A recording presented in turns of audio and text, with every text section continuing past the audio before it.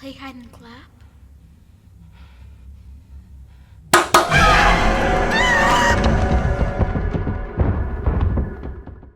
Some horror movies tend to do too much when it comes to story, characters, and even scares. But oftentimes, the most effective horror movies are the ones that are the most simple. What's up, everybody? I'm AJ. And I'm Kristie. And welcome to In Love with Horror, where we discuss all things horror. And in today's video, y'all, we're talking about The Conjuring. So within this franchise, because there are like 8 movies that make up what we know to be the Conjuring universe, which we have ranked before, so definitely go check out that video. And another one coming out possibly later this year. Within this franchise, The Conjuring is one of the strongest, if not the strongest entry. The Conjuring was released in 2013 and was directed by James Wan. It tells the story of a family dealing with a haunting, and Ed and Lorraine Warren basically come in to save the day. Now, like the other films within this franchise, it is loosely based on the real life account from the real Ed and Lorraine Warren's case about the Perron family. Chad and Carrie Hayes wrote a ghost story, and James Wan brought it to life. The Conjuring is really simple at its core, and that's what makes it, so effective. Now, in this video, we're first going to walk through the movie and, what happens, and then we're going to analyze it. Now, before we actually jump into the video and start talking about The Conjuring, y'all, if you're new to the channel, first of all, welcome. And we'd really appreciate if you hit that subscribe button, y'all, because look, we just passed 1,000. We got a new goal for 2,000. We're on the way there. We're like not even a quarter of the way, but hey, it's all progress, right? But look, go ahead and hit that subscribe button. Join in on our little horror community. We talk about all things horror movie news, reviews, discussions, the whole works, y'all. So make sure you hit that subscribe button, join in. And with that, let's talk about The Conjuring. So we meet the Perron family. We've got Carolyn and Roger, who just moved into this big house that's large enough for their family of 5 girls, and it's pretty cheap, and they're just ready to enjoy their life together. Now, we also have this secondary layer where Ed and Lorraine are kind of like contemplating dialing back what their investigations a little bit, just because the different cases that they had are really starting to affect Lorraine. So when the time comes for this family to kind of reach out for help, they're a little bit hesitant about doing so. But let's go ahead and get back to the main story about the parents. So the parents get to their nice new house. Well, it's not that nice, but their new house in Harrisonville, Rhode Island. And it's funny because when I first watched this movie, I thought about Amityville Horror, which is another one of my favorite movies. And this actually took place about 6 years after that story and is only located about 4 hours away. But anyway, so the parents arrive, and right away we know something is not right because their dog Sadie is like, hell nah, I'm not going in that house. And Roger's literally trying to like drag her in, but she is not budging a bit. And we kind of like see the kids like putting their stamp on the house. They're like walking around exploring. And then the youngest, April, finds this peculiar like music box outside by the massive tree that's in the yard. Then we see them in the house playing a game called hide and clap, where you have to blindfold one person and they have to count and wait for the others to hide. While hiding, the person blindfolded can ask for, claps, which are basically clues to find out where the others are hiding. And I really like how they use this game to, well, number one, show how genuine the family is and how real they feel. And then number 2, they actually use this game later in the movie to create some actual dope scare sequences. So they're playing this game, and one of the girls is hiding in the downstairs closet, and when she gets caught, she accidentally knocks back into a board that falls out, opening up into a basement that Roger and Carolyn didn't even know was there. When Roger goes down the stairs, you're already on edge because of how Juan directs. It's dark, quiet. He's using a match to see, and the use of darkness and the small light from the match is really unnerving. Now, the next morning is when the family starts to realize there's some strange shit going on. Carolyn wakes up the next morning and she notices that she's got a bruise on her leg. Andrea is saying, hey, there's a funky smell in the house. It's freezing. And Carolyn sees that the clocks all stopped at the same time. So, all these things are going on and clearly something's off. You know what I'm saying? Now, April goes outside looking for Sadie because she couldn't find her inside the house, and that's where we see poor Sadie has unfortunately, strangely, passed away. Then things start to kind of build up from there with the parents. So one of the girls' feet gets pulled in bed one night. Roger hears noises and the basement door opens by itself. Sydney starts sleepwalking. Carolyn gets even more bruises on her body, and April starts talking to this imaginary friend called Rory that she can see in the weird music box that she had found. But it was when Carolyn and April were home alone while the other girls were at school one day that we actually get to see something. So Carolyn follows the claps. She's playing with April, playing the hide and clap game. And we hear the claps coming from the room where Sydney was sleepwalking earlier. And there's an armoire inside of that room. And we see hands clap. And Carolyn follows it. She's like, I hear you breathing. And she takes off the blindfold and nothing is inside of the armoire. No one's there. And I really like this scene because there's not a jump scare or anything. There's no loud music. It wasn't even dark. It's the middle of the school day where a mom playing with her child. And I found that this scene was just really, really creepy. Now, the next night is when we get, in my opinion, one of the scariest sequences in this film. And it happens, or it starts rather, when, Christine is again sleeping in the bed. She's getting tugged again. But this time, this supernatural force is pulling the shit out of her. Like, it's pulling her hard, wakes her up. And that's when she spots something, dark in the corner. And Joey King's performance showcasing, true fear is excellent. Like, everything from the voice, the face, like, it's really selling like true fear that there's something there. And then James Wan's choice to, not really show us anything and shroud that area in darkness and let our mind fill in the blanks. Because I think everybody can agree, right, that the unknown, right, is way scarier sometimes than what you can actually see. Your mind's filling in the blank. When you was a kid and you look off in the corner, right, and it's super dark, man, your mind is putting all types of shit there. And the way they use that in the scene is, honestly, in my opinion, was flawless. It was perfect, and it really set up for a creepy ass scene that really sticks with you. Now, once this happens, the parents walk in, and of course they, explain to them that they heard this voice, and it was telling them, that they want everybody dead. And of course, that's the last thing as a parent that you want to hear from your kids. Now, this next part is one of the things that I don't like about this film or any other horror film that does this. And Roger's like, oh, it must have been a dream. Like, really? I don't like that. But from there, Carolyn is still getting more bruises, and her doctor now has her on iron pills because he says it's some kind of deficiency that she has. So one night we actually see her taking these pills right before something big happens. So she's home late by herself. Roger, he's a truck driver, so sometimes he's gone for hours or overnight or whatever. So she's home alone with the girls, and she hears, the clapping, some kids clapping, and maybe a little bit of laughter. So she's thinking they're up, and she's like, this way past their bedtime. So she goes out. And this is one of the biggest encounters that she has. So she hears this crash, and all the photos that are on the stairwell come falling down. All the glass is broken on all of her photos.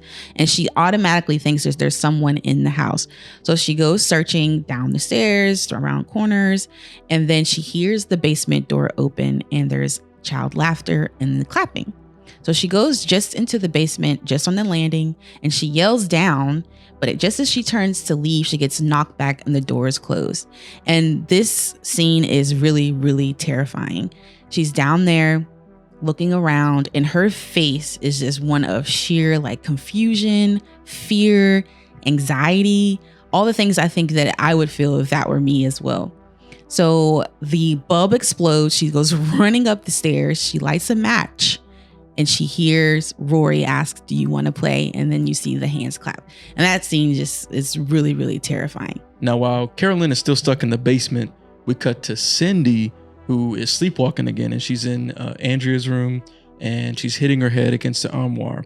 Remember that sound, because after, she's hitting her head in the armoire. Andrea gets up. She goes over and, does the big sister thing, gets her back to, in her bed. And then Andrea hears the sounds of the knocking, like it's, her sister's head on the armoire. She's like, what the fuck? So she goes over to it, and she opens it. Nothing's there, of course. But then she looks, and Cindy is awake in her bed looking up above the armoire.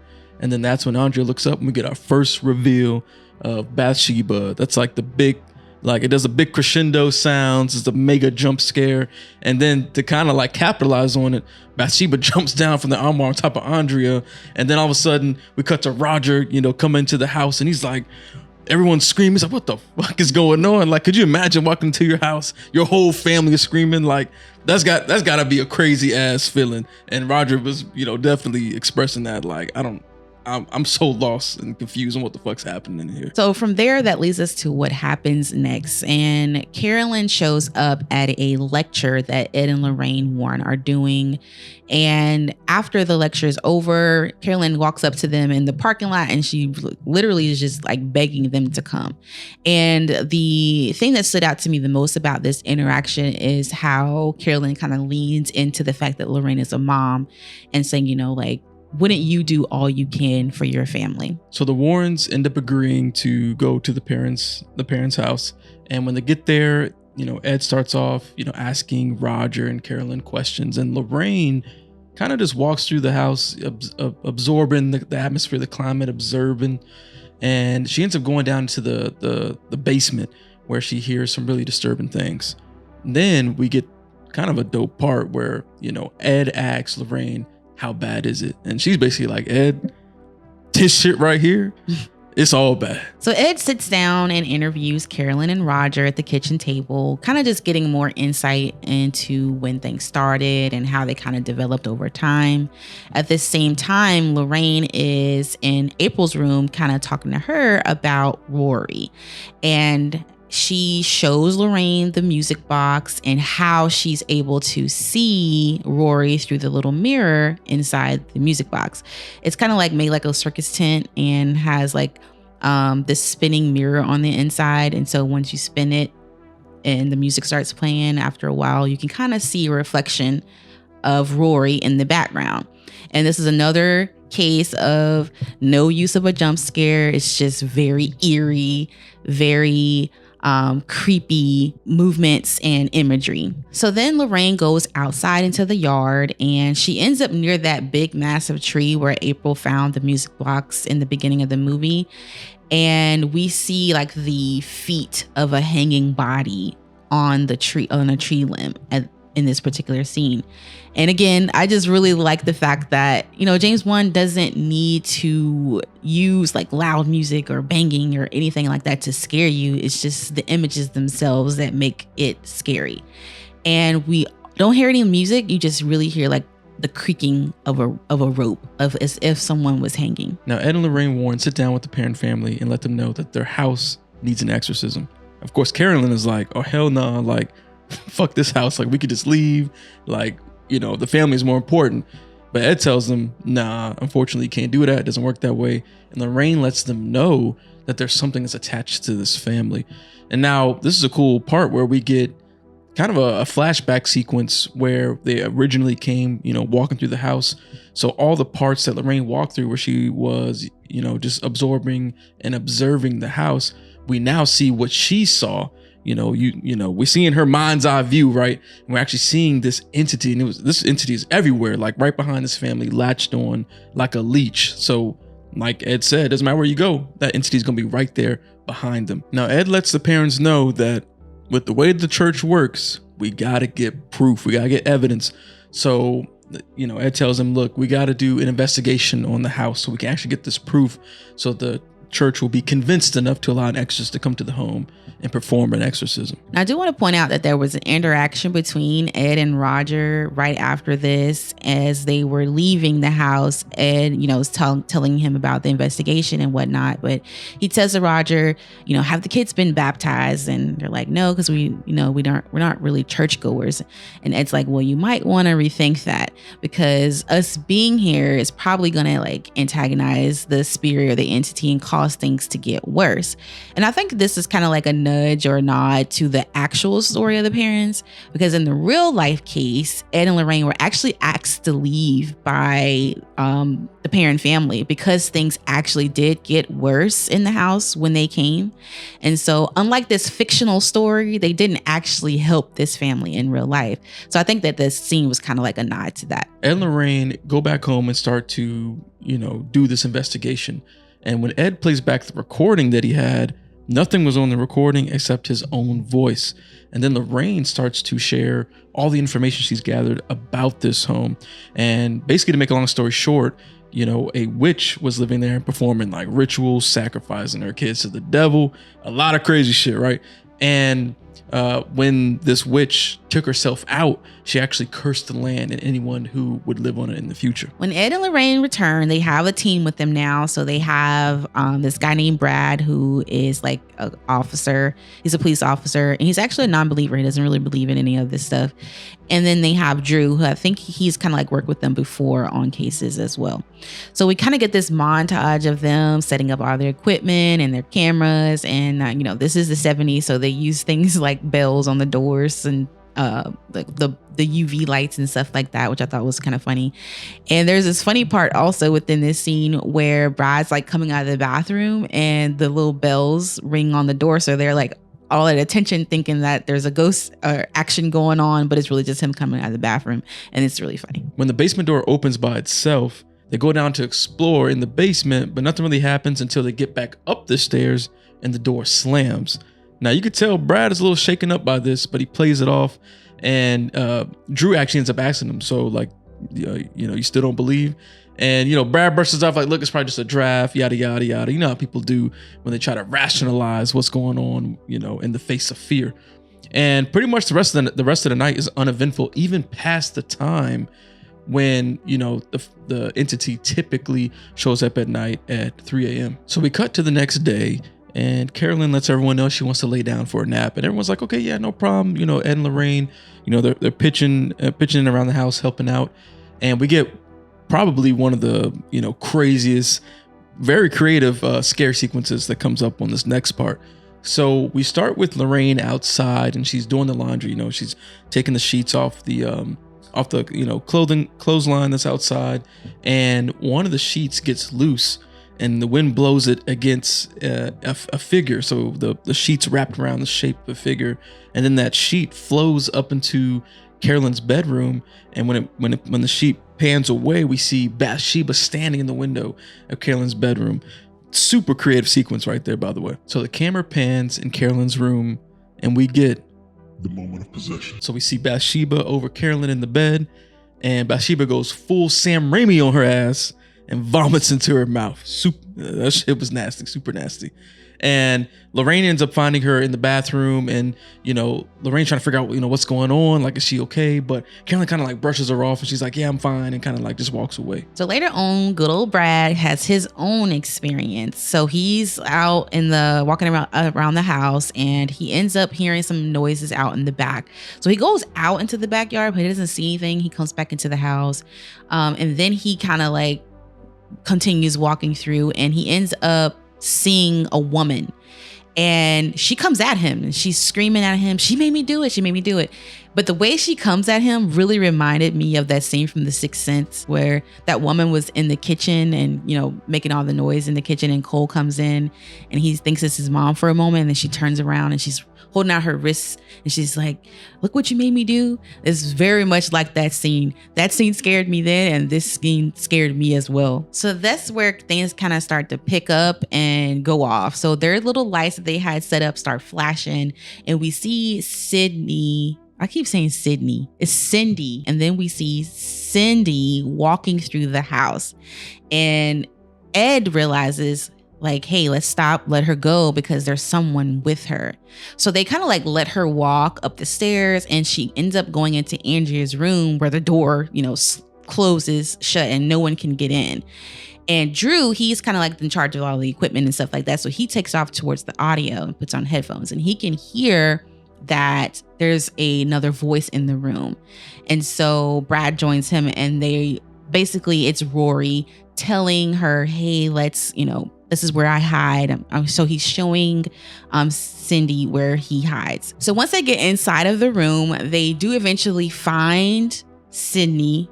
Why I keep saying Sydney? Well, I have no idea. So once they get inside the room, they eventually find Cindy inside the armoire. And apparently there's some space behind the wall. So of course Lorraine goes in because that's how her character, she's always, head first. And behind the wall, there are some kids' toys. And obviously there's a place where the music box once sat on the shelf. You can kind of see the dust leave a mark there. And under that shelf is a rope. And it's basically a noose. So she pulls the rope up and she ends up falling through the floor all the way down till she's under the house.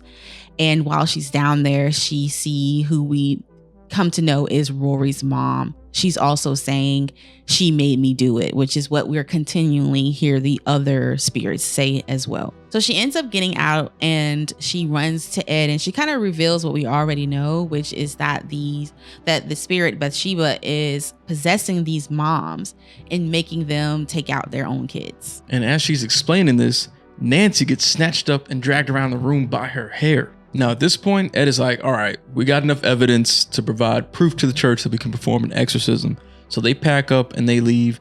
And the parent family actually leave to go stay in a hotel. And we see Ed and Lorraine go to the church where they actually get the approval from Father Gordon to perform an exorcism on the parent house. So then we cut back to the hotel and Roger's coming back with food for the family. And some of the girls come running out, basically meeting him outside to let him know that Carolyn has gone and she's taking Christine and April. And so he freaks out, calls Ed and Lorraine, and Lorraine knows that she's probably possessed now and is about to take out the kids. So Ed is like, let's go. They all say, let's meet up at the house because now we're about to battle for Carolyn's soul. So when they get there, this scene is pure chaos. Brad is with them. He even did like a police escort riding all the way down the highway so they can make sure that they can get there. He had this shotgun. He cocks it, shoots the door open, and when they get in there, there's a lot of screaming, and they're finding Carolyn in the middle of about to take out Christine, and they can't find April. She's somewhere hiding. They just know that they can't get a priest there in time, so they're like, let's take her to the priest. So as they're trying to drag Carolyn out of the house, like, she's not going out the door. Like, she's basically being ripped apart at the daggone door. So they're like, okay, we can't take her. So we're going to have to do this exorcism here. And Father Gordon, like I said, he's too far away. So Ed's like, I'm going to have to do it. Drew puts Christine in the car. He's like, don't get out the car, just stay in here. And he's going to go try to find April. While he's doing that, everyone else is trying to, contain Carolyn because she's strong as hell. She even takes a big ass bite out of Brad's face. They really have a hard time trying to control her. So they're able to get her into a chair, tie her up, and then they cover her with a sheet so that, she can't manipulate anyone during the exorcism. Now, the exorcism itself is pretty creepy. It's obviously a little bit unconventional because of the setting, but the atmosphere itself is very well done. Like I said, they have her covered with this sheet, but the voices and the sounds that she's making are still very, very creepy and eerie. There's this weird wind blowing. There's crows surrounding the house, so we get the outside view of the house as well. But things are shaking and rumbling, and then there's a silence that sets in. And during that silence, the chair literally levitates into the air and then comes slamming down and it breaks. Now at this time, the sheet is open, so Roger can see Carolyn's face, and he's literally begging to this entity to let go of Carolyn. And we kind of get to see that love there from Roger and, understanding what they are actually fighting for. And at that same moment, Drew finds April, and then he messes up because he's yelling out where she is. She's like, she's under the house, under the kitchen, literally exactly where she is. And Carolyn takes off full speed trying to get to her under the house. Now, this scene is my absolute favorite scene of the entire movie. And I'm going to try not to cry because I'm already getting a little emotional thinking about it. But Carolyn is under the floor and April is within reach of her, but she can't quite get to her because of where she is. There's boards kind of separating them. And Ed is screaming. He's like, Bathsheba. And we get this full shot because now we no longer see Carolyn. We see Bathsheba under basically her face. And Ed is like, I condemn you back to hell. And Lorraine reaches down to Carolyn. She puts her hand on her head and she says, this is your daughter. And I get goosebumps. And it's just like the most powerful scene in the entire movie to me. So then Ed is like, let's get her to fight this. And Roger and Lorraine both start talking to Carolyn. You know, they're trying to reach Carolyn because they know that she's inside of there and they know she can fight back against the evil that's inside of her.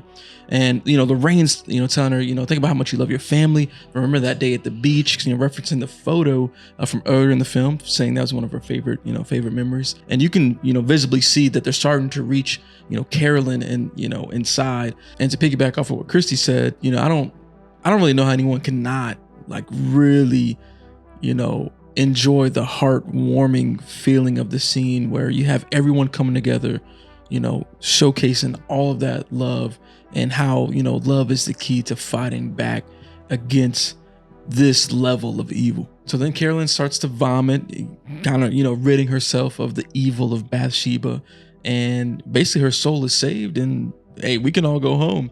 But we get to see, you know, in the end, we get to see the family kind of loving on each other. Ed and Lorraine are feeling really good, you know, very joyous that they were able to, you know, help this family. And at the end of the day, like, you know, they help this family, you know, gain peace. But at the same time, like, it helped build both families, right? Like in this experience, Ed and Lorraine also, you know, they grew their love for each other and kind of strengthened their bond and strengthened, you know, them wanting to get back in the game, essentially to continue to fight and support people. Like this was evidence of like, hey, we're truly out here, you know, changing lives. And this is something that can happen in other families. So, you know, knowing that they have that tight bond to stay together, to continue to fight against evil that's going to, you know, happen in the future Conjuring sequels. But, you know, that's kind of what we see evident here. And that's pretty much the end of the film. So let's go ahead and analyze The Conjuring. So this movie at its core is a very simple story. You know, we have a family experiencing a haunted house and they hire experts to come and help them. And that's basically the story. So I think the other thing that makes this story so good are the characters, right? Like these parents, they act like, they talk like, they even dress like parents from 1971. And I feel like also compared to other larger horror movies that we're getting nowadays anyways, like a lot of them don't have really good dialogue. They don't feel authentic to these characters or these settings. And I feel like this family feels like a family. I feel like Carolyn is a mom and Roger is a dad. Like there's this one scene where he's like, come eat this pizza. It's expensive to feed y'all. You know what I'm saying? Like that's a very real thing that we talk about in our own house. Like y'all need to eat your food. Like it's expensive. So, I mean, I feel like these parents just wanted to take care of their family, protect their family. There was a very real danger that they were facing. And, you know, when all these things go down, they're both just trying to do what they have to do for, you know, for themselves and for their family. Yeah, exactly. And I feel like, you know, all of that helps create, you know, the characters that you can root for, that you want to see win, that you get invested in. Yeah. And having that simple key of keeping them genuine and relatable, like, is really all it takes. You know what I'm saying? Exactly. That's why I cry every time. Right. Oh yeah. That scene gets you every time. She ain't lying about that, yo. So James Wan pretty much engrossed us in this house, in this family. I think he does setting and atmosphere very, very well. You know, we're in it with them. We don't really know more than what they know. We experience their fear, their anxiety, all that stuff along with them. Like some of the scenes we mentioned earlier, like Carolyn in the basement or Christine in the bed, like those are very real and scary moments because of how the characters portray those moments. And I think that this is just kind of like a part of, you know, James Wan's calling card in horror. Oh yeah, 100%. I agree 100%. Now, when we get James Wan jump scares, they're usually, you know, actually scary. They're well crafted, and typically they're pretty simple. If you think about some of his earlier works prior to The Conjuring, but I feel like The Conjuring was him kind of in that mastercraft element, right? Creating these iconic scare sequences, like the staircase scene with the clap. You got the scene where she, you know, wakes up and is looking in that dark corner. Think about how simple that scene is, but it's such an effective scare.